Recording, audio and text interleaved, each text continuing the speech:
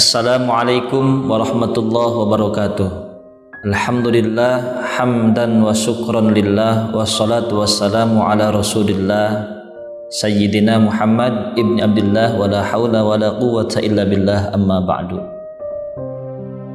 Bersyukur kepada Allah, pada sore hari ini masih di bulan Ramadan, kita semua diberikan nikmat lahir batin, jasmani dan rohani oleh Allah Subhanahu wa taala, sehingga pada hari ini kita masih bisa berkumpul, menikmati dan mempelajari tentang ilmu-ilmu agama yang insya Allah pada hari ini saya akan membacakan satu kitab karangan Al-Imam Al-Ghazali yang berjudul Ayyuhal Walad. Di sini saya akan memberikan satu maqalah atau al-faidatul ula, ucapan-ucapan, pelajaran-pelajaran yang disampaikan oleh Imam Hatim Al-Asham, dan ini sangat menarik sekali untuk kita amalkan. Di sini Imam Hatim Al-Asham berkata, Anni nazartu ilal khalqi fara'aitu likullin minhum mahbuban wa ma'suqan yuhibbuhu wa ya'siquhu wa ba'du dzalik al-mahbub yusahibuhu ila maradil maut wa ba'duhu ila safiril qabri.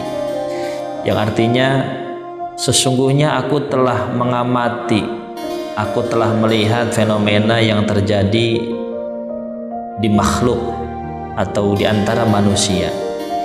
Fara'aitu likulli minhum mahbuban, dan di antara mereka mahbuban, ada sesuatu yang mereka cintai, wa ma'suqan yuhibbu wa ya'sikuhu, dan mereka asyik, mereka menikmati terhadap apa yang mereka cintai.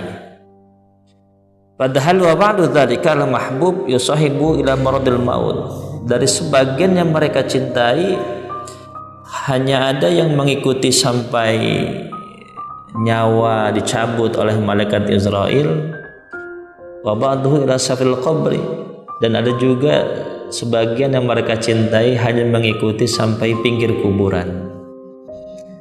Jadi para hadirin rahimakumullah, di antara sesuatu yang kita cintai ini endingnya cuma dua. Ada yang ila maradil maut, ada yang ila safiril qabri. Ada sesuatu yang kita cintai mengikuti sampai kita dicabut nyawa, ada juga yang mengikuti sampai pinggiran kubur, dan itu semua sia-sia. Tsumma yarji'u kulluhu yatruku faridan wahidan, dan dari kedua perkara yang kita cintai akan kembali ke rumahnya masing-masing. Wa yatruku faridan wahidan, dan ketika kita sudah meninggal dunia hanyalah seorang diri. Jadi apapun yang kita cintai di dunia ini tidak sampai masuk ke dalam kubur dan menemani kita sebagai amal soleh. Kemudian fatafakkartu, kata Imam Hatim Al-Asham, aku berfikir, aku mengangan-angan. Wa qultu, dan aku berkata, afdalu mahbubil mar'i ma yadkhulu fi qabrihi wa yu'anisu fihi. Ternyata yang paling utama terhadap sesuatu yang kita cintai adalah ma yadkhulu fi qabri, yang mana mereka sampai masuk ke dalam kubur, wa yu'anisuhu, dan menjadikan teman di alam kubur. Fama wajadtu ghairal a'mal as-salihah fa akhadtuha mahbuban li litakunu sirajan li fi qabri wa tu'anisuni fihi wa la tatrukuni faridan.